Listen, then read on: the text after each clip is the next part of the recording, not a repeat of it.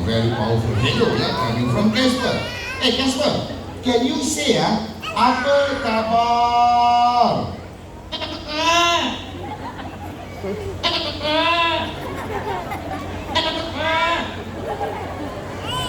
Rizky, asal pelat dia terus sangat. Oh, orang Mexico ya, coming from Mexico. So acceptable lah. Okay.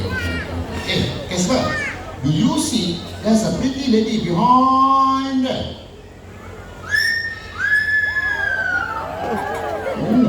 Yang ni tak pelat langsung nakal ya Casper, you're very cheeky you nakal ya.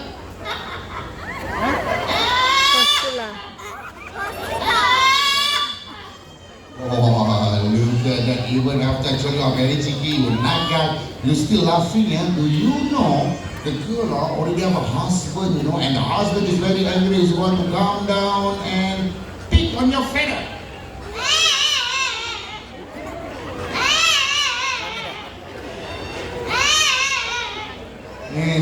Now you're scared, now you are crying, tahu takut sudah menangis ya.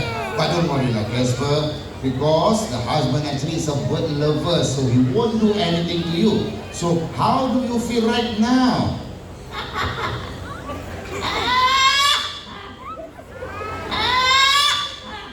There you go, he's laughing now. And for your information too actually Casper can also imitate animal sound. Dia boleh juga meniru bunyi haiwan. So first animal sound, Casper.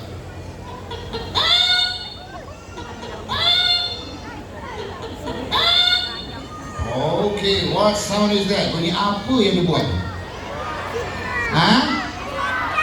Chicken, ayam. Almost right. Male or female? Jantan ke betina? Jantan ke betina? Okey, siapa kata jantan? Angkat tangan. Okey tahu. Siapa kata betina? Angkat tangan. That's right. There's a female chicken a hen after laying their eggs bunyi yang betina lepas bertelur tu. Okey, tak apa. Second animal sound Listen carefully. Okey, yang kedua Casper.